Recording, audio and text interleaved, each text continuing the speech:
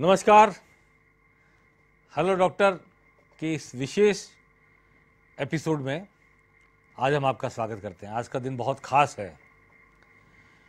खास इसलिए है कि आज वर्ल्ड किडनी डे है और इस खास दिन पर हम एक खास पेशकश लेकर आपके सामने हाजिर हुए हैं। हमारे साथ हैं डॉक्टर आलोक जैन, देश के जाने माने नेफ्रोलॉजिस्ट, जयपुर के सीके बिरला हॉस्पिटल में आप किडनी ट्रांसप्लांट और नेफ्रोलॉजी के हेड हैं, डायरेक्टर हैं और कई बड़े हॉस्पिटल्स में, एस्कॉर्ट हॉस्पिटल इसमें शामिल है, आप पहले कार्य कर चुके हैं। वर्ल्ड किडनी डे पर हम आपसे मुखातिब इसलिए हैं कि दिन पर दिन जो रोग बढ़ते जा रहे हैं उनमें किडनी और दिल के रोग और किडनी के रोग, इनका स्थान बड़ा ऊंचा होता जा रहा है। लाइफ स्टाइल की प्रॉब्लम्स भी इसमें शामिल हैं जिनकी वजह से किडनी के रोग होते हैं और जैसे जैसे रोग ज़्यादा होते जा रहे हैं, संख्या में भी, किस्म में भी उनका इन्वेंशन हो रहा है, पता लग रहा है, वैसे वैसे दवाइयाँ भी निकल रही हैं, वैसे वैसे तकनीक भी विकसित हो रही है, इलाज भी बन रहे हैं, लेकिन लोगों तक नहीं पहुंच रहे। तो जिनको पता होता वो इलाज करा लेते हैं, नहीं पता होता तो वो इलाज को नहीं जानते, इलाज तक नहीं पहुंच पाते और ईश्वर को प्यारे हो जाते हैं। तो आज के दिन हम चाहते हैं कि डॉक्टर आलोक जैन साहब के साथ बैठकर आपसे मुखातिब हों, बात करें और आप तक पहुंचाएं क्या है किडनी का फंक्शन, क्या होते हैं किडनी के रोग, कैसे उनका पता चलता है, उनमें किस किस तरह के रोग होते हैं और किस किस तरह उनका निदान हो सकता है, किस तरह हम अपनी समस्याओं से निजात पा सकते हैं, कैसे अपनी ज़िंदगी को खुशहाल, स्वस्थ, हंसता खेलता बना सकते हैं। डॉक्टर साहब आप आए, आपका बहुत स्वागत है हमारे स्टूडियो में और हमारे दर्शकों के लिए आपने अपना कीमती समय निकाला, मैं आभारी हूँ आपका। सबसे पहले तो एक बहुत ही कॉमन फिनोमिना यह है कि किडनी क्या काम करती है, ये जानना बहुत ज़रूरी है हर आदमी के लिए। बिल्कुल सही सर। किडनी अपने शरीर का एक बहुत महत्वपूर्ण अंग है और इसका सबसे मेन फंक्शन जो होता है वो ये है कि जो भी नाइट्रोजनस वेस्ट प्रोडक्ट हमारी बॉडी में बनते हैं उनको यूरिन के थ्रू ये बॉडी से बाहर निकाल देती है। इसके साथ साथ जो अन्य कार्य ये करती है उसमें सबसे इम्पॉर्टेंट है इलेक्ट्रोलाइट बैलेंस। अगर आप नमक ज़्यादा लेते हैं, आपके शरीर में कैल्शियम ज़्यादा है, पोटेशियम ज़्यादा है या पानी की मात्रा ज़्यादा है, वो भी रेगुलेशन जो है किडनी द्वारा होता है। दो और फंक्शन है किडनी के जो हार्मोनल फंक्शन कहलाते हैं। पहला फंक्शन है एक हार्मोन इरिथ्रोपोइटिन बनाती है जो आरबीसी का मैच्योरेशन करता है, यानी हमारे शरीर में हीमोग्लोबिन को बढ़ाता है। और दूसरा है विटामिन डी का एक्टिवेशन जो है वो भी किडनी करती है। तो जो आप लोगों की बोन्स या हम लोगों की बोन्स जो हेल्दी होती है उसमें जो मेन हार्मोन एक्टिवेटेड होता है वो किडनी द्वारा ही होता है। इसके अलावा एक और प्रमुख जो कार्य है किडनी का वो है ब्लड प्रेशर का रेगुलेशन। ब्लड प्रेशर जैसे हमारे दिमाग में आता है हम सोचते हैं कि ये जो ब्लड प्रेशर है ये हार्ट द्वारा कंट्रोल होता है, ऐसा नहीं है। ब्लड प्रेशर जो हमारी बॉडी में है उसका भी मेन रेगुलेटर जो है वो किडनी है। किडनी में एक हार्मोन होता है रेनिन, वो सिक्रीट होके इस ब्लड प्रेशर को कंट्रोल करता है और अगर ये रेनिन ज़्यादा हो जाता है तो उस व्यक्ति को जो है ब्लड प्रेशर जो है वो हाई हो जाता है या वो हाइपरटेंशन जो है उससे अफेक्टेड हो जाता है। तो ये कुछ प्रमुख कार्य हैं जो हमारे शरीर में हमारी किडनी करती है। दूसरा सवाल मैं बाद में करूँ, लेकिन ये ब्लड प्रेशर वाली बात पे एक बात पूछना चाहता हूँ कि जब भी ब्लड प्रेशर लो करने की दवा दी जाती है या दवा नहीं भी दी जाती तो कहा जाता है पानी ज़्यादा पियो, यूरिन जितना ज़्यादा पास होगा ब्लड प्रेशर नीचे आएगा। पानी से या दवा से भी जब आता है तो उसका इफेक्ट तभी आता है जब वो यूरिन के थ्रू पास हो जाती है। तो वो क्या सिस्टम है कि पानी पीने से भी ब्लड प्रेशर नीचे आ सकता है और गोली का असर भी पड़ता है तो वो किडनी शायद उसको रेगुलेट करती है? जी हाँ, इसमें जो सबसे मुख्य कारण है ब्लड प्रेशर बढ़ने का किसी के शरीर में वो है सॉल्ट एंड वाटर रिटेंशन। जब भी किसी व्यक्ति को अगर हाइपरटेंशन होगा तो उसकी व्यक्ति के शरीर में सॉल्ट की और पानी की मात्रा अधिक हो जाएगी। कहते हैं नमक कम खाया करो। हाँ, और इसीलिए नमक कम खाने का कहा जाता है ताकि वो सॉल्ट और वाटर जो है वो रेगुलेट रहे। पर जिस व्यक्ति के शरीर में ये ज़्यादा होंगे और अगर हम उसे ऐसी दवा देंगे जिससे उसका यूरिन ज़्यादा फॉर्म हो या वो ज़्यादा पानी पिए तो जो बॉडी में एक्सेस सॉल्ट होगा वो शरीर से बाहर निकल जाएगा और उसके ब्लड प्रेशर का रेगुलेशन हो जाएगा। ये सिर्फ उन्हीं केसेस में होता है जिनके माइल्ड हाइपरटेंशन होता है। मॉडरेट टू सीवियर अगर हाइपरटेंशन है तो उसे दवाई ही लेनी पड़ेगी अपने ब्लड प्रेशर को कंट्रोल करने के लिए। डॉक्टर साहब, इसी से जुड़ा एक सवाल है कि क्या रेगुलर ब्लड प्रेशर की दवा लेने से किडनी इफेक्ट होती है? बहुत अच्छा सवाल है आपका। कारण उसका यह है कि हमारे देश में आज के दिन में तकरीबन 20% लोग जो हैं वो ब्लड प्रेशर या हाइपरटेंशन से ग्रसित हैं, और अगर हम रेगुलर उस ब्लड प्रेशर को कंट्रोल नहीं करते हैं तो वो ब्लड प्रेशर जो है वो किडनी पे इफ़ेक्ट डाल सकता है, किडनी को कमज़ोर कर सकता है। अगर हम उस ब्लड प्रेशर को कंट्रोल रखते हैं तो उसका इफ़ेक्ट किडनी पे जो है वो बहुत कम पड़ेगा और किडनी जो है वो कमज़ोर होने के चांसेस बहुत कम हो जाएंगे। दवा से भी कमज़ोर होती है किडनी? नहीं, दवा से कमज़ोर नहीं होती, कुछ अलग दवाइयाँ हैं, पर ब्लड प्रेशर के लिए जो दवाइयाँ लेते हैं उससे कमज़ोर नहीं होती। जी, उससे कमज़ोर। दूसरा सवाल इसी से जुड़ा, शुगर एक बड़ी प्रॉब्लम। बिल्कुल सर। ब्लड प्रेशर और शुगर पूरा दुनिया जहान के फैले हुए रोग हैं ये, और ये दोनों वो रोग हैं जिनका कोई बैक्टीरिया नहीं है, कोई वायरस नहीं है, ये हमारी लाइफ स्टाइल जनित रोग हैं। तो मैं इसलिए जानना चाहता हूँ कि शुगर जी, चलिए एक गुजरात से फोन आया है, एक दर्शक हमसे जुड़े, मैं पहले हम फोन कॉल ले लेते फिर वापस इस विषय पे आएंगे। जी बताएं, कौन बोल रहे हैं? मैं पुष्पा देवी बोल रही हूँ। जी बताइए, अपना सवाल बताइए। हमारा सवाल है कि 6 महीने का लड़का है, 6 महीने का। हाँ जी। इसकी किडनी में पथरी है। हाँ जी। तो इसका क्या इलाज होता है? दवा तो हमने ली है, लेकिन उसके प्रोटीन की दवा आपकी है डॉक्टर ने। हाँ जी। अहमदाबाद से लाए हम दवा। हाँ जी। देखिए, ऐसा है, अगर 6 महीने के बच्चे के किडनी में पथरी है तो इसका मतलब वो पैथोलॉजिकल है, वो नॉर्मल चीज़ नहीं है। अगर वो रुकावट कर रही है किडनी के फ्लो में तो तुरंत आपको एक यूरोलॉजिस्ट से मिलना पड़ेगा और उस पथरी को हटाना पड़ेगा, क्योंकि अगर पथरी नहीं हटाएंगे तो धीरे धीरे वो किडनी जो है वो कमज़ोर हो जाएगी। पर अगर वो पथरी जो है किडनी में कहीं साइड में पड़ी है तो हमें वो कारण ढूंढना पड़ेगा कि क्यों एक 6 महीने के बच्चे को जो है वो ये किडनी में स्टोन बना है या पथरी बनी है, और इसके लिए हमें उसका मेटाबॉलिक इवैल्यूएशन करना पड़ता है कि किस कारण से वो स्टोन फॉर्मेशन हुआ है, जो पथरी है वो बनी है।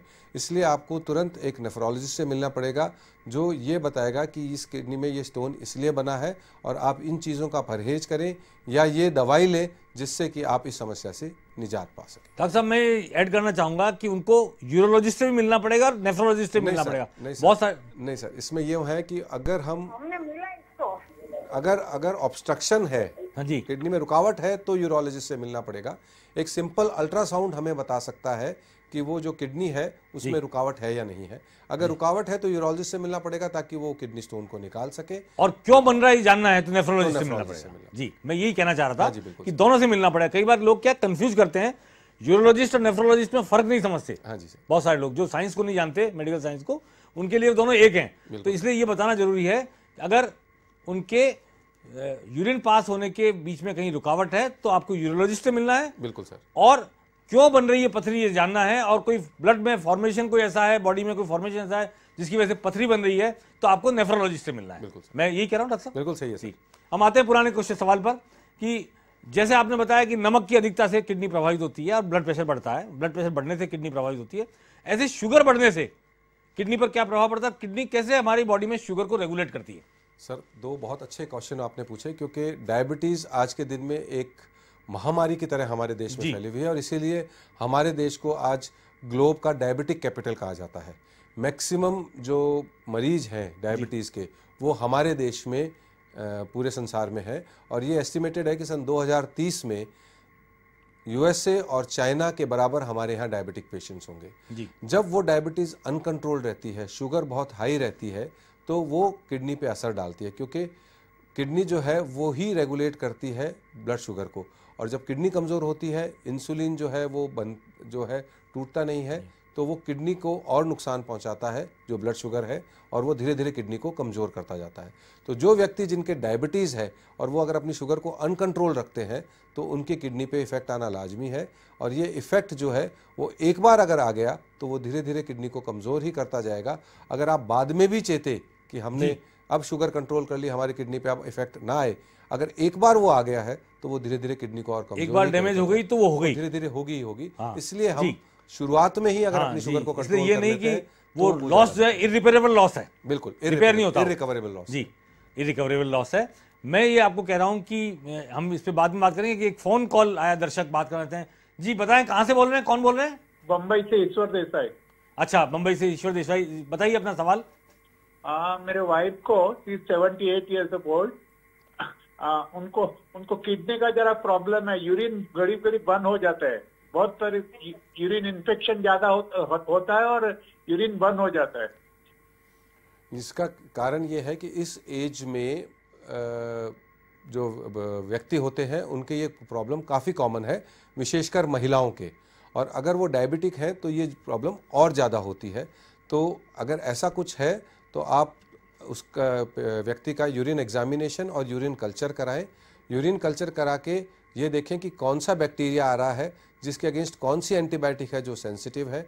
अपने फिजिशियन से या नेफ्रोलॉजिस्ट से मिलें, उनसे वो रिपोर्ट शेयर करें। वो एक मेडिसिन आपको शुरुआत में देंगे जो शुरुआत में फुल डोज में आपको 2 से 4 हफ्ते लेनी पड़ेगी, और फिर लो डोज में, क्योंकि आपकी वाइफ के रेगुलर ये रिकरेंट जो यूरिनरी ट्रैक्ट इन्फेक्शन हो रहा है, इसको ख़त्म करने के लिए एंटीबायोटिक लो डोज में कम से कम 3 से 6 महीने चलेगी। अगर आप इतने टाइम तक लेते हैं तो उनमें इम्प्रूवमेंट का काफ़ी चांस रहता है। साथ में एक अल्ट्रासाउंड भी कराएं कि कहीं कोई ऑब्स्ट्रक्शन या कोई पथरी ना हो, क्योंकि अगर वो शरीर में पड़ी रहेगी, किडनी में पड़ी रहेगी, तो वो भी यूरिन इन्फेक्शन करने बार के बार लिए होगा, बार बार होगा उसमें। जी बिल्कुल जी, मैं समझता हूँ देसाई जी को जवाब मिला होगा।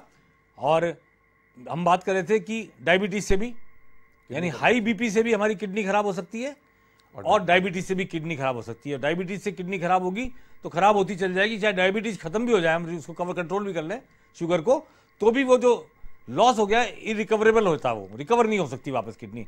इसलिए जो डायबिटीज के पेशेंट हैं उनको आज के दिन हम ये कहना चाहते हैं कि डायबिटीज को जल्दी जल्दी कंट्रोल करें, और किडनी का होने वाला नुकसान जो आशंका जिसकी है उसको रोकें, क्योंकि नुकसान हो गया तो डायबिटीज कंट्रोल होने के बाद भी वो नुकसान बना रहेगा, किडनी खराब होने के चांसेस उतने ही ज़्यादा बने रहेंगे। जी, हम इस पे चर्चा करेंगे, लेकिन अभी क्या है कि जो ये दोनों शुगर और ब्लड प्रेशर के बाद में कि किडनी में इन्फेक्शन होता है, एक रेगुलर चीज़ है, बहुत ज़्यादा आम बात है, किडनी में इन्फेक्शन हो गया, तो किसी आदमी को कैसे पता लगे उसकी किडनी में इन्फेक्शन है, उसके लक्षण क्या है? अच्छा क्वेश्चन है ये, और इसका कारण ये है कि इन्फेक्शन एक ऐसी चीज़ है जो अगर लॉन्ग टाइम तक अगर परसिस्ट करे बॉडी में तो वो किडनी को कमज़ोर भी कर सकती है। अब कैसे हमें पता चले कि व्यक्ति को जो है वो इन्फेक्शन हो गया? सबसे पहले जो उसके सिम्टम्स आएंगे वो है कि उसको यूरिन बार बार आएगा, यूरिन में उसे जलन महसूस होगी, उसे फीवर होगा, उल्टी या उल्टी जैसा महसूस होगा, और उसको ऐसा लगेगा कि जैसे उसके पेट के नीचे वाले साइड में हरदम हैवीनेस है।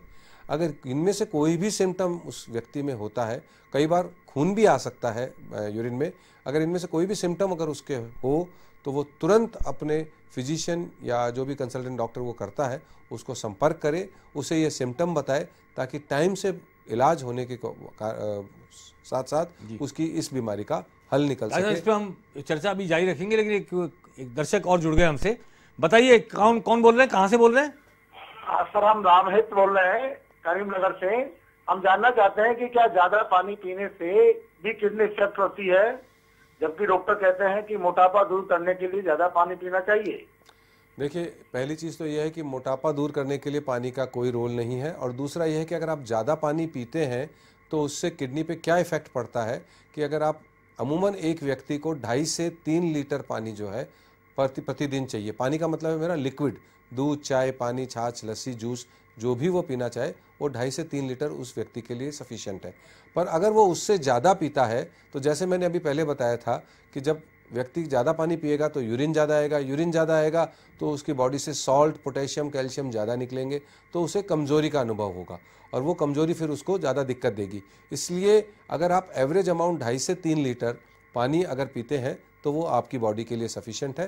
पर हाँ, अगर आप गर्मी में काम कर रहे हैं, खुले में काम कर रहे हैं, तो आपकी रिक्वायरमेंट ज़रूर 3.5 से 4 लीटर हो जाएगी, क्योंकि उसमें आपका पसीना भी एक्स्ट्रा निकलेगा, जिसको आपको पानी पीने से कंपनसेट करना पड़ेगा। जी डॉक्टर साहब, हम इस पे चर्चा जारी रखेंगे अभी किडनी पर, लेकिन फिलहाल एक छोटे से ब्रेक का वक्त है। हम एक ब्रेक के बाद फिर हाजिर होंगे। किडनी की समस्या पर, किडनी के रोगों पर बातचीत का हमारा सिलसिला जारी रहेगा और दर्शकों के फ़ोन कॉल भी हम लेंगे। फिलहाल लेते हैं एक छोटा ब्रेक।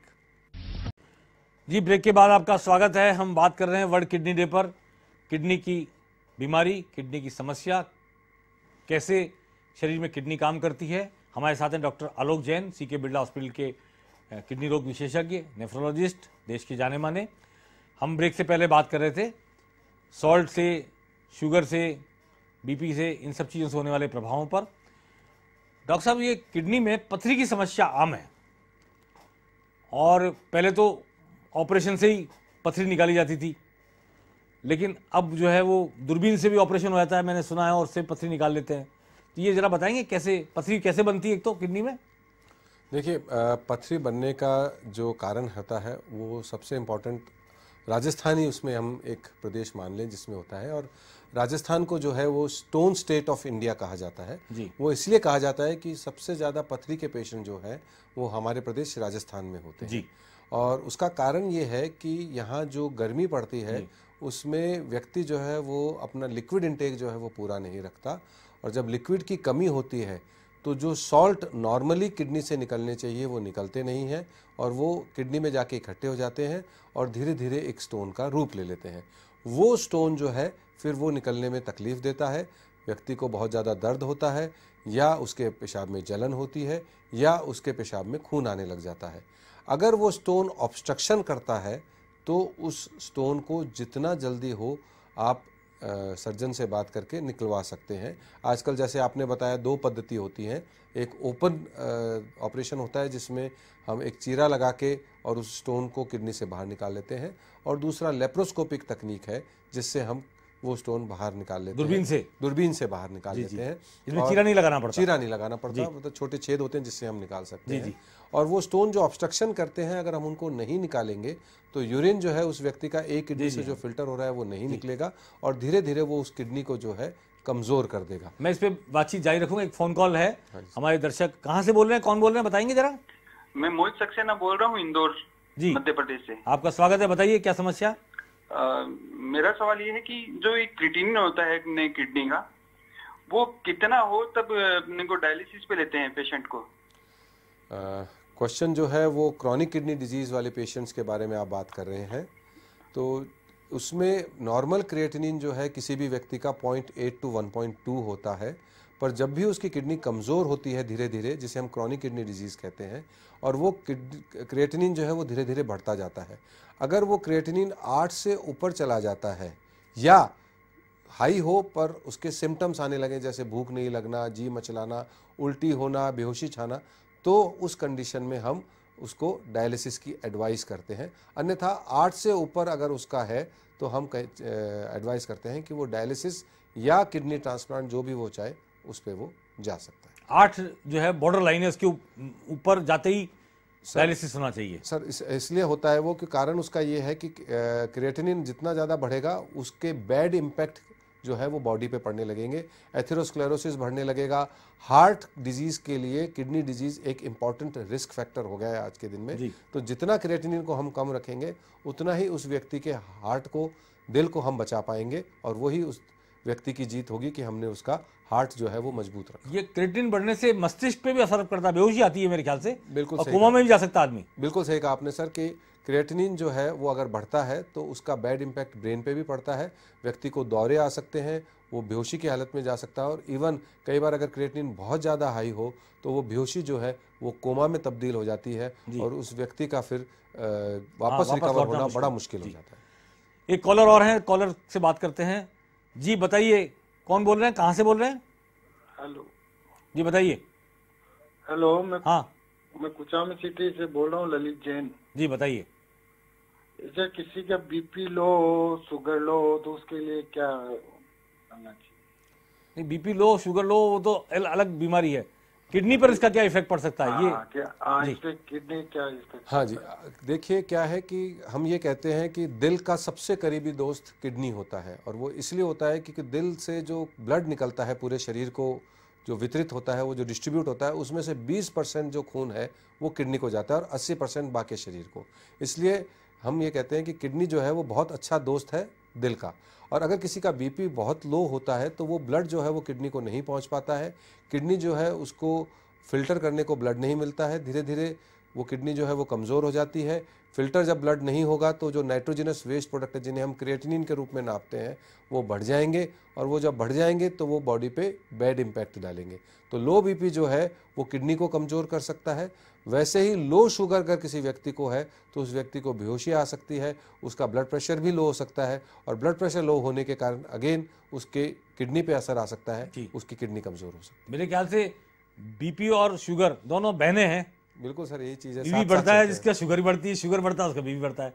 एक का शुगर घटता है तो उसका बीपी भी घटने लग सकता है, और बीपी घटता है तो शुगर भी घट सकती है। दोनों बिल्कुल एक साथ चलने वाली चीज़ें हैं दोनों, पर ऐसा जरूरी नहीं है। किडनी के पेशेंट्स में शुगर और ब्लड प्रेशर का अलग अलग इम्पैक्ट होता है। ये डायबिटिक पेशेंट्स जो होते हैं उनमें ब्लड प्रेशर बहुत कॉमन होता है, पर ऐसा नहीं है कि किसी में हाइपरटेंशन हो और वो ब्लड प्रेशर का डायबिटीज़ का जो है वो रोगी हो जाए। एक और कॉलर हमसे जुड़े हैं, बताइए कौन बोल रहे हैं, क्या वो कहाँ से बोल रहे हैं?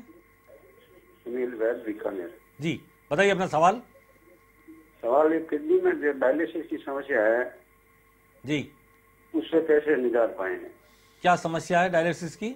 डायलिसिस में क्या होता है कि 2 महीने से फिर 1.5 महीना 1 महीना घटता घटता 5-7 दिन में करवाना पड़ता है। जी जी जी, वो जैसे रोग बढ़ता है वैसे वैसे उसकी पीरियडिसिटी कम होती जाती है, ये सवाल है आपका, जल्दी जल्दी कराना पड़ता है। जी ऐसा है, देखिए जब किडनी बिल्कुल कमज़ोर हो जाती है तो शरीर में जो है क्रिएटिनिन या नाइट्रोजनस वेस्ट प्रोडक्ट का एक्यूमुलेशन यानी वो इकट्ठा होना चालू हो जाते हैं, और जब वो इकट्ठे होते हैं तो वो शरीर को नुकसान पहुंचा सकते हैं। इसको शरीर से निकालने का जो तरीका है वो हमारे पास डायलिसिस का है।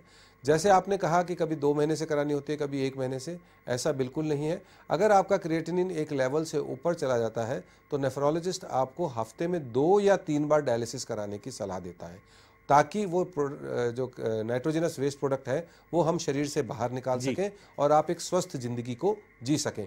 अगर आप डायलिसिस से निजात पाना चाहते हैं और आपकी उम्र 65 साल से कम है तो आपके पास सबसे सर्वोत्तम इलाज जो उसका है वो है किडनी ट्रांसप्लांट कर लें। जी डॉक्टर साहब, मैं एक बार बीच में आपको टोकना चाहूँगा, बहुत सारे लोग कंफ्यूज हैं, बहुत सारे लोग समझते हैं डायलिसिस इलाज है किडनी की बीमारी का।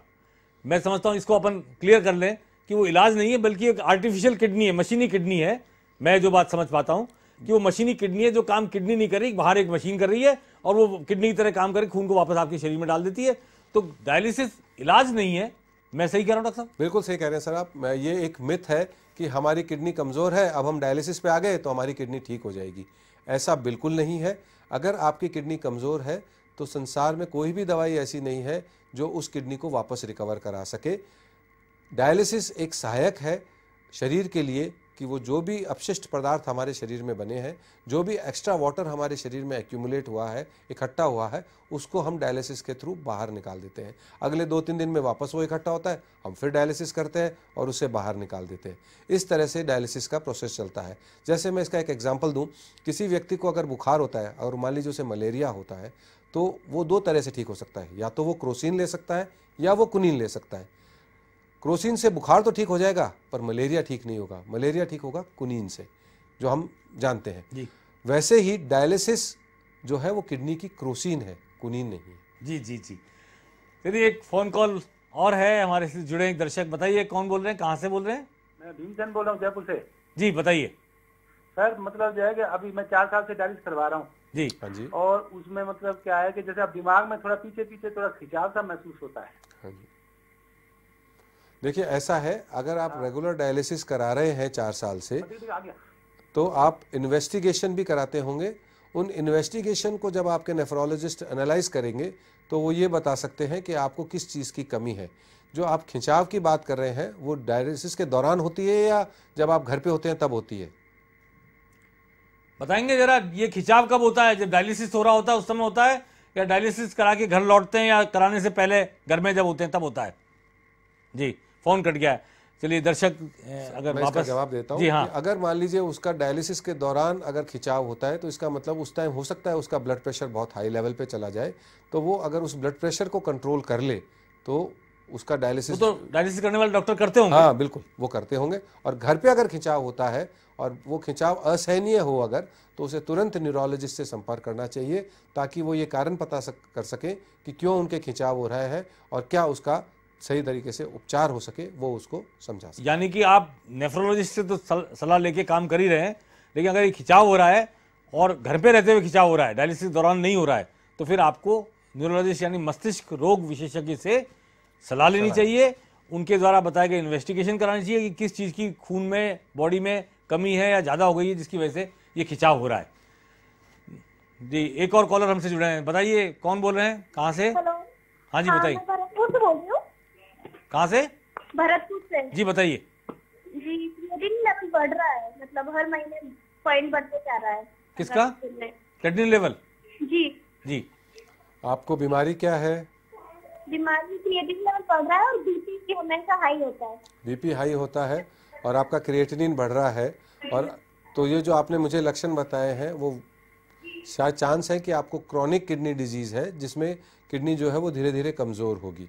इसमें अगर आप हैं, ये अगर आपको बीमारी है, तो आपको सबसे पहले अपने चिकित्सक से मिलके अपना ब्लड प्रेशर जो है वो जल्दी से जल्दी कंट्रोल करना पड़ेगा। टारगेट ब्लड प्रेशर जो आपको लाना है वो है 130/80 मिलीमीटर ऑफ मरकरी। अगर वो आप ले आते हैं तो उस ब्लड प्रेशर का जो प्रभाव है किडनी पे वो कम से कम होता जाएगा। और जहाँ तक क्रिएटिनिन बढ़ने का सवाल है, अगर किडनी जैसे मैंने पहले बताया था एक बार कमज़ोर होती है, चाहे वो ब्लड प्रेशर से या डायबिटीज़ से, और हम अगर उसको कंट्रोल नहीं रखते हैं तो वो धीरे धीरे किडनी और कमज़ोर होती जाती है और एक समय आता है जब किडनी बिल्कुल कार्य नहीं कर पाती है। जी डॉक्टर साहब, एक वक्त तो चला है ब्रेक का, हम ब्रेक के बाद फिर बात करेंगे, अपने दर्शकों से भी रूबरू होंगे और किडनी की समस्या, किडनी के रोगों पर चर्चा जारी रहेगी। फिलहाल लेते हैं एक छोटा सा ब्रेक। ब्रेक के बाद आपका स्वागत है। आज हम बात कर रहे हैं किडनी रोग विशेषज्ञ डॉक्टर आलोक जैन से। किडनी के रखरखाव, किडनी की रोगों, किडनी की जो हमारी शरीर में उसकी वर्किंग है, उन सब को लेकर फिलहाल एक फ़ोन पर हमारे दर्शक जुड़े हैं। बताएंगे कौन बात कर रहे हैं और कहाँ से बोल रहे हैं? Hello sir. जी बताइए। सर, एज ए टीचर मेरी क्या जिम्मेदारी थी, मैं बच्चों से उन्हें समझाऊं कि उन्हें इस रोग से बचने के लिए पहले आप नाम बताएं, अपना नाम बताएं, कहाँ से बोल रहे हैं? सर, कविता शर्मा, जयपुर मानसरोवर। जी। हाँ, तो हमारी क्या जिम्मेदारी है एज ए टीचर कि हम बच्चों को इतने बड़े रोग से बचाने के लिए उन्हें क्या समझाएं, क्या उनको दें सलाह? बहुत अच्छा प्रश्न पूछा आपने, क्योंकि बच्चे देश का भविष्य होते हैं और अगर वो सही तरीके से इस चीज़ को समझ पाएंगे तो वो आगे भी उनकी ज़िंदगी में काम आएगा और वो अपने परिवार में भी आगे इन चीज़ों को समझा पाएंगे। देखिए, बच्चों में जो सबसे कॉमन चीज़ है वो 4 मुख्य कॉज हैं। जैसे अगर हम लड़कियों की बात करें तो उसमें यूरिनरी ट्रैक्ट इन्फेक्शन बहुत कॉमन होता है, और वो कॉमन इसलिए होता है कि स्कूल्स में कॉमन टॉयलेट्स होते हैं और उन कॉमन टॉयलेट्स में जब गर्ल्स वॉशरूम में जाती हैं तो उनमें इन्फेक्शन होने के चांसेस बहुत कॉमन होते हैं। अगर आप उनको ये समझाएं कि जब आप वॉशरूम में जाएं तो वहाँ पर उसको पहले अच्छे से धो के फिर आप अपने आप को फ्रेश करें, या आप यूरोपियन स्टाइल के बजाय इंडियन स्टाइल अगर यूज़ करें तो वो आपके लिए अच्छा होगा। तो एक अगर आप उन चीज़ों को, लोकल जो उनका एरिया है उसको अगर वो क्लीन रखेंगी तो यूरिन इन्फेक्शन होने के चांसेस बहुत कम रहेंगे। दूसरा, आज के युग में जो बच्चों को प्रॉब्लम हो रही है वो हो रही है जिमिंग की। 9th 10th में होते हैं और उन्हें अपनी बॉडी को बनाना होता है और उसके लिए वो जिम जाते हैं और साथ में हाई प्रोटीन खाते हैं। हर शरीर की एक कैपेसिटी होती है उस हाई प्रोटीन को एक्यूमुलेट करने की। ऐसा नहीं है कि आपने हाई प्रोटीन खाया और वो बॉडी ने उसको एडजस्ट कर लिया। जैसे ही आप एक लिमिट से ज़्यादा प्रोटीन खाएंगे, जो वो अपनी मसल्स बनाने में यूज़ करना चाहते हैं, वो प्रोटीन किडनी पे असर करेगा, किडनी पे असर करके पथरी बनाएगा और साथ में किडनी को धीरे धीरे नुकसान भी पहुंचाता जाएगा। उस टाइम तो उन्हें कुछ भी नहीं लगेगा, पर आगे जाके ज़िंदगी में उनकी किडनी की जो वर्किंग एफिशिएंसी है वो कम हो जाएगी। तो आप अपने बच्चों को ये समझा सकते हैं कि जिमिंग करना गलत नहीं है, पर अगर आप न्यूट्रिशन लेना चाहें तो नेचुरल न्यूट्रिशन जो आपके घरों में बनता है वही लें। कोई एक्स्ट्रा पाउडर या कुछ लोग जो इंजेक्शन लेते हैं वो ना लें। तीसरा इम्पॉर्टेंट आप अपने बच्चों को समझा सकते हैं, आजकल फास्ट फूड का बहुत ज़माना है। हर दूसरे तीसरे दिन कोई ना कोई बच्चा पिज़्ज़ा, बर्गर ये खाना चाहता है और उसके कारण से क्या है कि ओबेसिटी या मोटापा जो है इन बच्चों में बहुत बढ़ रहा है। जब व्यक्ति मोटा होता है या उसका वजन बढ़ जाता है, वो किडनी के ऊपर प्रेशर डालता है और आगे जाके वो किडनी धीरे धीरे कमज़ोर हो जाती है। तो साथ में जो प्रिजर्वेटिव्स यूज़ होते हैं पिज़्ज़ा बर्गर में, वो भी किडनी को नुकसान पहुंचाते हैं। तो अगर आप अपने बच्चों को ये समझाएंगे कि अगर आपको ये चीज़ें खानी है तो बहुत लिमिट में खाएं, कभी कभार खाएं, ना कि उसे अपनी रोज़मर्रा की डाइट बनाएं। रोज़मर्रा की जो हमारी डाइट है, इंडियन डाइट, वही हमारी इंडियन बॉडी के लिए बहुत अच्छी है। और चौथा मोस्ट इम्पॉर्टेंट है कि जब भी आप देखें कि बच्चा क्लास में होता है तो दो चीज़ वो बहुत कॉमनली करता है। पहला तो वो ये है कि वो होता है सुबह स्कूल आता है और दोपहर तक कोई लिक्विड जो है वो नहीं लेता है, ना पानी लेता है, ना कोई छाछ वगैरह जो वो साथ में लाए वो लेता है।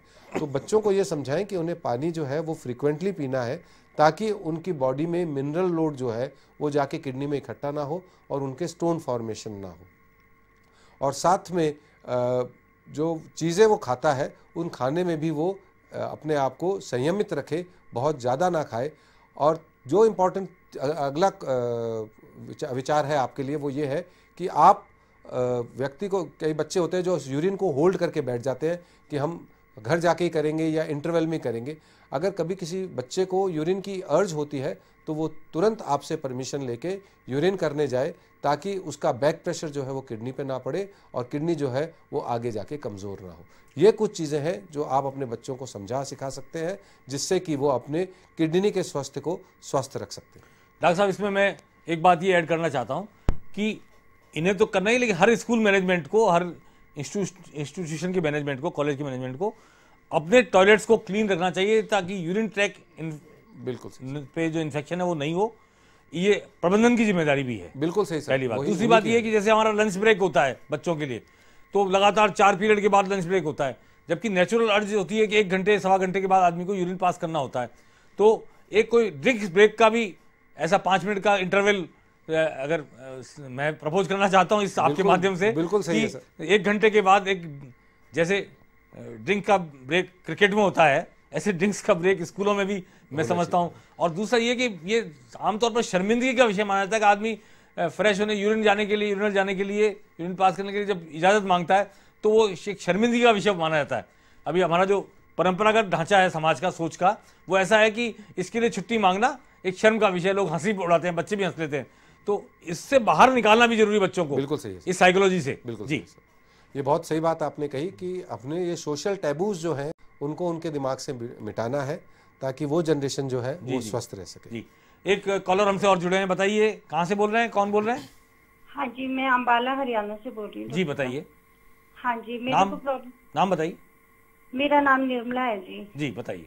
हाँ जी, मेरे को ना लगभग 3-4 साल से ये बहुत ज्यादा प्रॉब्लम है सर, यूरिन एसिड। मेरे को 3-4 साल से बहुत ज्यादा प्रॉब्लम है यूरिन की, बहुत ज्यादा जलन होता है मेरे को, मतलब सारी रात मेरे को जाग के काटनी पड़ती है। बहुत सारा मतलब डॉक्टरों के पास इलाज भी करवाया, मतलब कोई इलाज अच्छे से दवाई लगती नहीं है। अब साल से ऐसा है कि लगातार ये प्रॉब्लम हो रही है, बार बार मेरे को पेशाब जाना पड़ता है और रुक रुक के आता है, खुल के नहीं आता। अगर ऐसे लगता है यूरिन वाली पाइप में इन्फेक्शन है कोई। आपकी उम्र कितनी है? बहुत ही समस्या। उम्र बताएंगे आप अपनी? हाँ जी, मेरी 59 के करीब है जी। देखिए, आपकी उम्र 59 है, इसका मतलब आप मीनोपॉजल एज में है, और इसमें हार्मोनल जो डेफिशिएंसी हो जाती है उसके कारण यूरिन इन्फेक्शन बहुत कॉमन होता है। दूसरी जो चीज़ है इसमें वो ये है कि जब जो अपनी पेल्विक मसल्स है वो बहुत ज़्यादा वीक हो जाती है, जिसके कारण हम यूरिन को पूरा नहीं कर पाते, इसलिए इस एज में यूरिन इन्फेक्शन बहुत कॉमन होता है।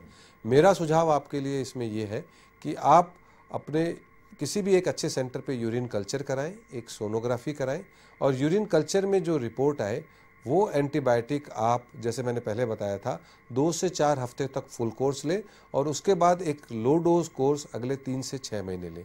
साथ में आप जैसे सिट्रस फ्रूट है, नींबू है, संतरा है, नारंगी है, इनका जूस बराबर लें। अगर आप डायबिटिक नहीं हैं तो उसको बराबर लें, ताकि ये इसमें जो तत्व होते हैं वो इन्फेक्शन को बढ़ने से रोकते हैं और आपके इम्प्रूवमेंट आ सकता है।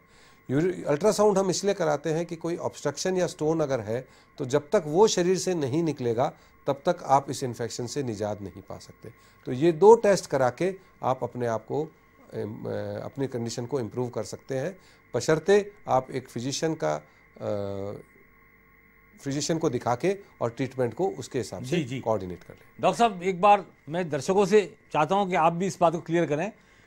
सामान्यतः लोग रूटीन जांच कराते हैं पेशाब की, यूरिन की, और समझते हैं हमने पेशाब की जांच कराई। जो आप बार बार कल्चर शब्द का इस्तेमाल कर रहे हैं, इसको स्पेसिफिकली इसलिए बताएं कि लोग कल्चर कराते नहीं है। सामान्यतः डॉक्टर लिख भी देता है तो कल्चर नहीं कराते, वो इसका मतलब महत्व नहीं जानते। हमने यूरिन तो टेस्ट करा लिया, जबकि कल्चर से पता लगता है कि आपकी बीमारी की दवा कौन सी लगेगी आपको। बिल्कुल, तो वो आप क्लियर कर दें कि यूरिन कल्चर का क्या मतलब हुआ। यूरिन रूटीन जो टेस्ट कराते हैं उससे हमें सिर्फ ये पता चलता है कि व्यक्ति के यूरिन इन्फेक्शन है या नहीं, पर किस बैक्टीरिया से है वो हमें सिर्फ यूरिन कल्चर से ही पता चलेगा। और उस बैक्टीरिया के अगेंस्ट कौन सी एंटीबायोटिक है जो असर करेगी वो हमें उसी से पता चलेगा। कई बार होता है हम यूरिन एग्जामिनेशन कराते हैं, यूरिन एग्जामिनेशन करा के हमें पता लग जाता है कि यूरिन इन्फेक्शन है, हम एक एंटीबायोटिक लेते हैं और हम सोचते हैं हमने एंटीबायोटिक ले ली, हम ठीक हो जाने चाहिए, पर ऐसा होता नहीं है। और इसका कारण ये है कि वो एंटीबायोटिक उस इन्फेक्शन पे कारगर साबित नहीं होती है। इसलिए मेरा सुझाव है आप अच्छी जगह पर एक यूरिन कल्चर कराएं और जो एंटीबायोटिक आपके उस बैक्टीरिया के लिए कारगर है उसी को सही समय, सही ड्यूरेशन और सही डोज में अगर लेंगे तो आपका इन्फेक्शन जरूर ठीक होगा। मैं दर्शकों को फिर से एक बार स्पष्ट करना चाहता हूं इसी बात को कि आपके इन्फेक्शन का पता लगने के बाद आपका इन्फेक्शन किस एंटीबायोटिक से दूर होगा इसका पता तभी लगेगा जब आप कल्चर कराएंगे। कल्चर में आपका जो निकल कर आएगा कि किस वजह से आपको कौन सा जीवाणु है जिसकी वजह से आपको इन्फेक्शन हुआ है और उसकी मार किस एंटीबायोटिक के पास है। हिंदी भाषा में, सरल भाषा में बात की जाए तो वो असली मार का, कोई गोली से मरता है बंदूक की और कोई तोप से मरता है और कोई रॉकेट से मरता है। तो ये है तो सारे अस्त्र, लेकिन कौन सा अस्त्र वहां चाहिए मेडिकल साइंस को आपकी बॉडी के उस विषाणु को, जीवाणु को नष्ट करने के लिए, ये पता लगता है और फिर एक्यूरेट इलाज होता है। अंदाजे से इलाज नहीं हो सकता। जी, ये मैं क्लियर करना था। एक कॉलर और हमसे जुड़े हैं, तो बताइए कौन बोल रहे हैं, कहां से बोल रहे हैं? जी बताइए, शायद फोन कट गया है। चलिए डॉक्टर साहब, हम बात कर रहे थे तो जी बताइए कौन बोल रहे हैं? मेरा नाम अर्जुन रामदेवासी है, मैं कूड़ा रानीवाड़ा से बोल रहा हूँ। जी बोलिए, बताइए सवाल। जी सर, मेरा सवाल ये है कि A1 टीवी के दर्शकों से बताना चाहता हूँ कि जो नशीले पदार्थों का सेवन कर रहे हैं उनका किडनी पे क्या असर पड़ता है। वेरी गुड, बहुत अच्छा सवाल है आपका, बहुत अच्छा सवाल। जी देखिए साहब, नशीले पदार्थ तो वैसे भी शरीर के लिए बुरे होते हैं क्योंकि वो नशीले हैं और साथ में विषैले भी हैं। तो जब भी कोई पदार्थ आप खाएंगे उसमें जो भी चीज़ पचेगी उसको शरीर से निकालने का काम जो है वो किडनी ही करती है। और अगर वो पदार्थ शरीर के लिए नुकसानदेह है तो वो किडनी के लिए भी नुकसानदेह होगा और वो किडनी को भी नुकसान पहुंचाएगा। इसलिए कोई भी नशीला पदार्थ लें आप, चाहे कोई भी दवाई ऐसी जैसे दर्द निवारक दवाई है या कोई इंजेक्शन है जो किडनी के लिए हानिकारक है, वो अगर आप लेते हैं तो वो किडनी को नुकसान पहुंचाता है और किडनी जो है धीरे धीरे उससे कमज़ोर होने लग जाती है। इसलिए मेरा सुझाव है ना हानिकारक पदार्थ लें, ना नशीले पदार्थ लें और ना विषैले पदार्थ लें। जी एक कॉलर और हमसे जुड़े हैं, बताइए कौन बोल रहे हैं? जी रेखा शर्मा। कहाँ से? अजमेर से। अजमेर से? जी बताइए अपनी समस्या बताइए। जी मेरा ना बीपी हाई रहता है, जो 3-4 महीने से टेस्ट वगैरह जाता रहा, पैरों में दर्द, हाथों में दर्द, खड़ी नहीं सकती। देखिए आपके जो प्रॉब्लम है उसमें जो आपने ये बताया कि मेरे दर्द बहुत ज़्यादा रहता है और वीकनेस ज़्यादा महसूस हो रही है, और अगर आपका ब्लड प्रेशर कंट्रोल नहीं है तो सर्वप्रथम आप अपना ब्लड प्रेशर कंट्रोल कराएं और उसके बाद इसका कारण ढूंढा जाएगा। हो सकता है आपके कोई चीज़ की कमी हो जैसे कि कैल्शियम, या आपके शरीर में नमक की कमी हो। जो दवाई आप ले रहे हैं ब्लड प्रेशर कंट्रोल करने के लिए, उससे कई बार यूरिन ज़्यादा होता है और शरीर में नमक की कमी हो जाती है। तो मेरा सुझाव ये है कि इसमें आप अपने चिकित्सक जो आपको आपका ब्लड प्रेशर कंट्रोल करने के लिए आपको दवाइयाँ दे रहे हैं उनसे बात करें, उनसे अपनी जो व्यथा है वो उनको बताएं। कुछ टेस्ट वो आपके कराएंगे जैसे इलेक्ट्रोलाइट, कैल्शियम या और कोई टेस्ट आपको एग्जामिन करके उनको लगेगा कि करवाने हैं तो वो करवाएंगे। डायबिटीज भी हो सकती है डॉक्टर साहब इनको? हो सकती है सर, पर डायबिटीज़ में मुख्य जो सिम्टम होता है वो होता है व्यक्ति को प्यास बहुत ज़्यादा लगती है और उसे यूरिन बहुत आता है और उसे भूख बहुत लगती है जी।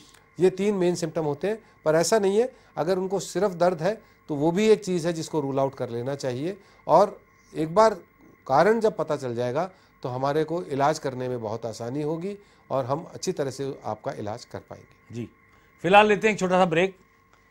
किडनी पर बातचीत के लिए आज हमारे साथ डॉक्टर आलोक जैन है, क्षमा करें, और डॉक्टर आलोक जैन से बातचीत का सिलसिला जारी रहेगा। फिलहाल लेते हैं एक ब्रेक। जी, ब्रेक के बाद आपका स्वागत है। हम आज बात कर रहे हैं किडनी के संबंध में और एक कॉलर जुड़ गए हैं। फिलहाल एक कॉलर से बात करते हैं, उसके बाद हम किडनी ट्रांसप्लांट पर बात करेंगे। सबसे इंपॉर्टेंट इशू जो है किडनी को लेकर है वो किडनी ट्रांसप्लांट का है। उस पर डॉक्टर आलोक जैन से बात करना चाहेंगे जो किडनी ट्रांसप्लांट के एक्सपर्ट भी हैं। फिलहाल एक कॉलर को, एक दर्शक को बात करते हैं, मुखातिब होते हैं। उनसे बताइए कौन बोल रहे हैं और क्या आपकी समस्या है? सर मैं दीपक अग्रवाल बोल रहा हूँ। कहाँ से? जयपुर से। जी सर, मेरा सवाल ये है कि आजकल जो किडनी ट्रांसप्लांट हो रही है जी, तो उसके लिए सेम ब्लड ग्रुप का होना जरूरी है क्या? जी, अभी डॉक्टर साहब से हम किडनी ट्रांसप्लांट पर बात करना शुरू कर रहे हैं। डॉक्टर साहब, ये जो किडनी ट्रांसप्लांट है, सबसे पहला तो मिथ ये है लोगों में कि रक्त संबंध वाला आदमी भी किडनी दे सकता है। माँ बेटे को दे सकती है, बेटा माँ को दे सकता है, इस तरह मतलब बाप बेटे को दे सकते हैं। क्या ये जरूरी है कि परिवारजनी किडनी दे या भाई बहन किडनी दे सकते हैं या बाहर भी जाके किडनी दी जा सकती है? देखिए, बहुत अच्छा सवाल है।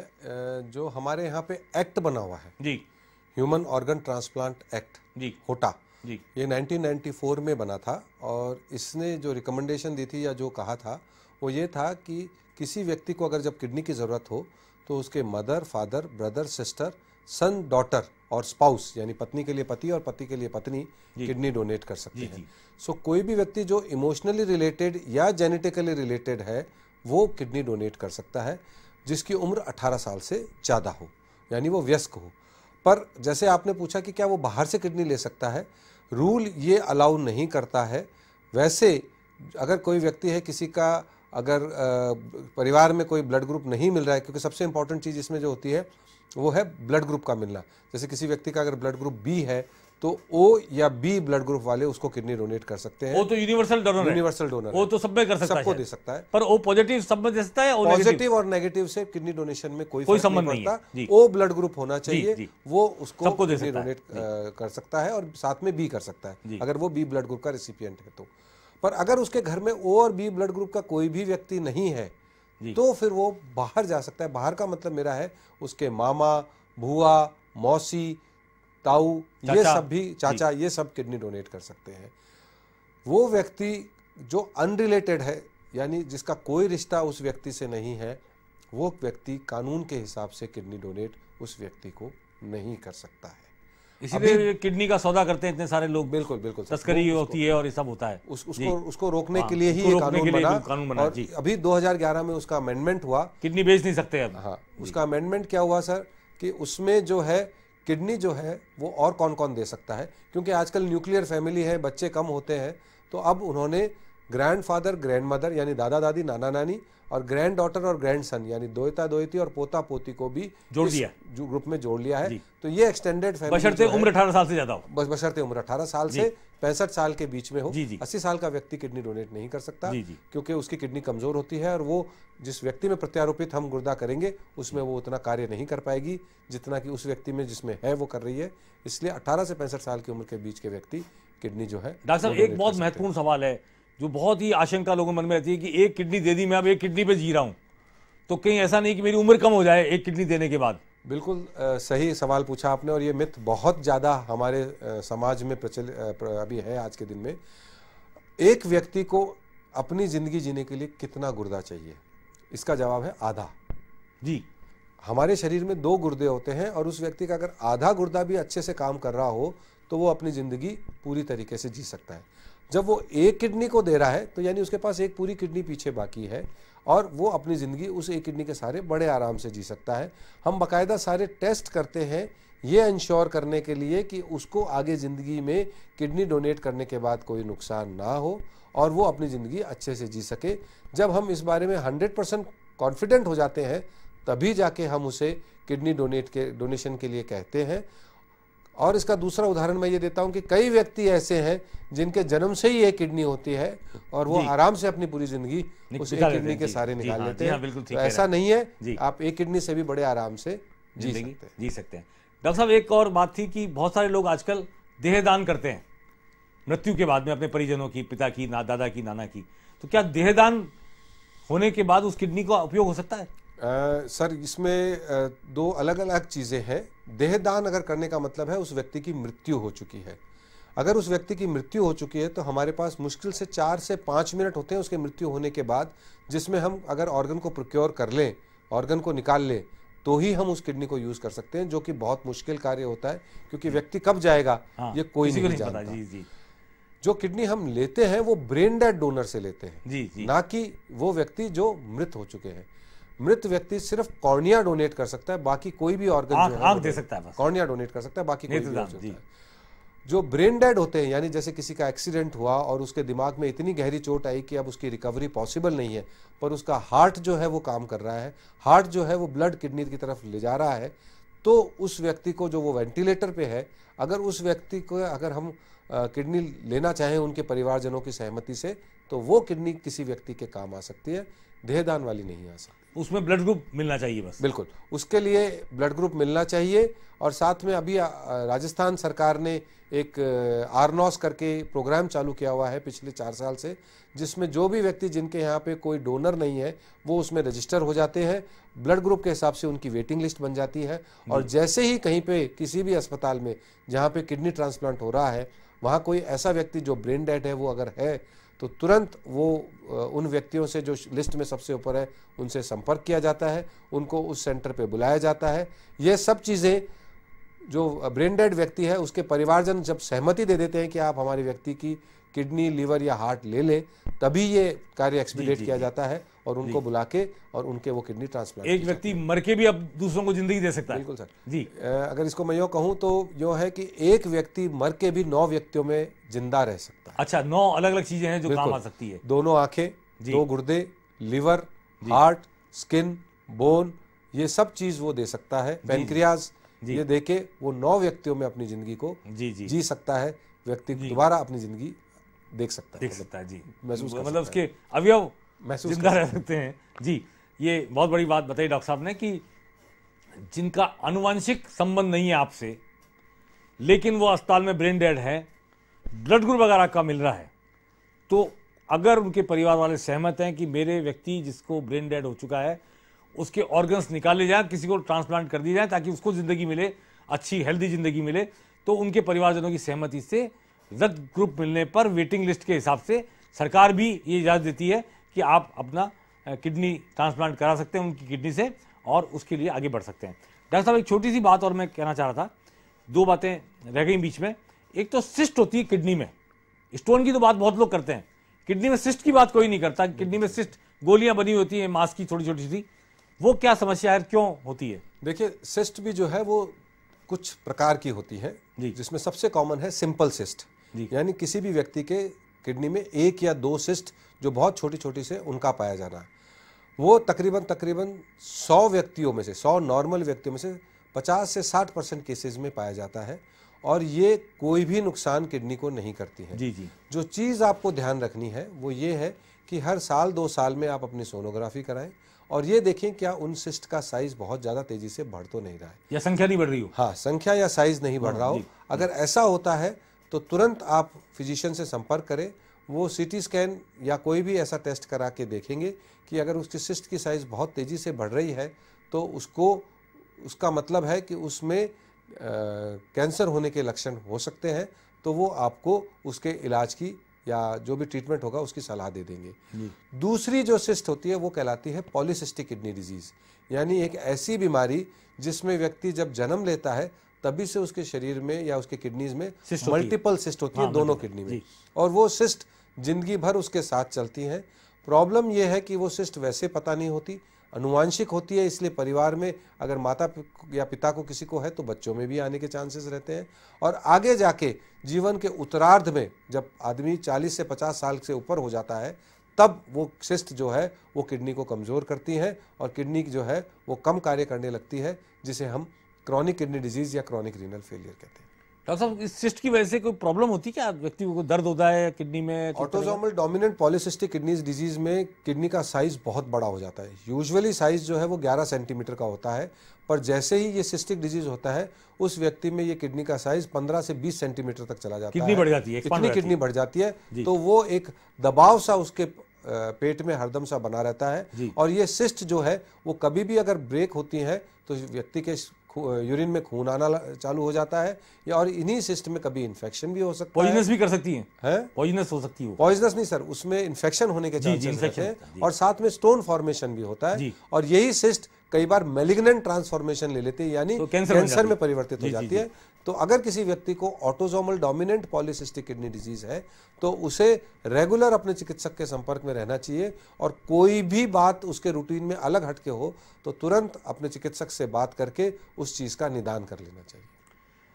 जी डॉक्टर साहब, एक और बात थी कि जो किडनी के पेशेंट रेगुलर इंटरवल पर अपना डायलिसिस करवाते हैं, तो डायलिसिस आज के 10-20 साल पहले अलग तरह से होता था, धीरे धीरे उसकी तकनीक में परिवर्तन आ चला गया, तो उससे जो कॉम्प्लिकेशन थे कुछ कम हुए हैं मेरे ख्याल से, मुझे ऐसा पता लगा है। तो वो पहले कैसे होता था और अब कैसे होता है? अब क्या आधुनिकतम सुविधा क्या उपलब्ध डायलिसिस की, कितनी देर लगती है और कितनी जल्दी आदमी फ्री होकर वापस घर जा सकता है? बिल्कुल, बहुत अच्छा क्वेश्चन है आपका सर।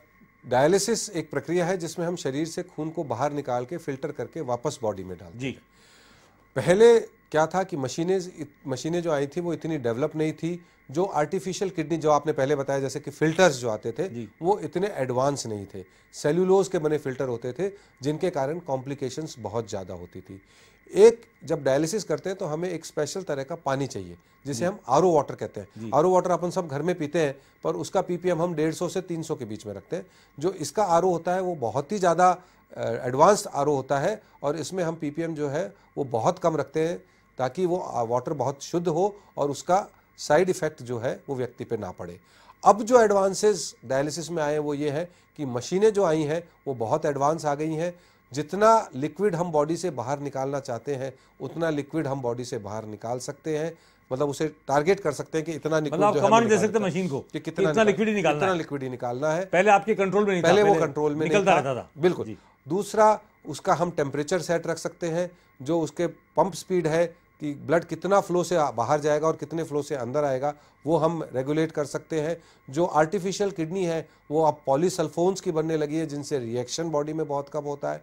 और जो आरओ है वो अब इतना एडवांस हो गया है कि जो हमें उसकी क्वालिटी चाहिए, जो हम क्वालिटी उसके लिए चाहते हैं according to American association of medical instrumentation AMI standards जो हम चाहते हैं हम उसको अचीव कर पाते हैं और इसलिए व्यक्ति जो है वो बिना किसी कॉम्प्लिकेशन के अपना डायलिसिस बहुत अच्छे से करा सकता है। एक डायलिसिस में तकरीबन उसे 4 घंटे लगते हैं, यानी अगर हम हफ्ते की बात करें तो 168 घंटे में से 8 से 12 घंटे, अगर हफ्ते में 2 बार डायलिसिस कराता है तो 8 घंटे और 3 बार कराता है तो 12 घंटे, हफ्ते में 8 से 12 घंटे वो अपनी डायलिसिस कराएगा और बाकी 156 घंटे वो अपनी ज़िंदगी बिल्कुल एक स्वस्थ मानव की तरह जी सकता है। जी, डॉक्टर आलोक जैन हमारे स्टूडियो में आए वर्ल्ड किडनी डे के दिन।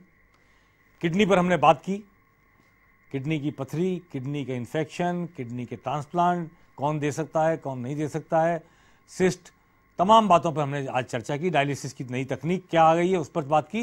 डॉक्टर साहब आपका बहुत धन्यवाद कि आप पधारे। हम आपको भविष्य में भी कष्ट देते रहेंगे। A1 TV जैसा आपने देखा मुंबई, कलकत्ता सब जगह से फ़ोन आए, तो देश में बढ़ते हुए रोगों के प्रति जागरूकता हो और लोग ना समझी में अपना शरीर ना गंवा पर बैठें, अपनी ज़िंदगी ना गंवा बैठें, अपने रोग ना पाल लें। इसके लिए एक अवेयरनेस प्रोग्राम की तरह हमारा ये कार्यक्रम है हेलो डॉक्टर। और हेलो डॉक्टर में फिर आपसे मुलाकात होगी एक नई बीमारी के नए विशेषज्ञ, एक नए अवयव के नए विशेषज्ञ के साथ।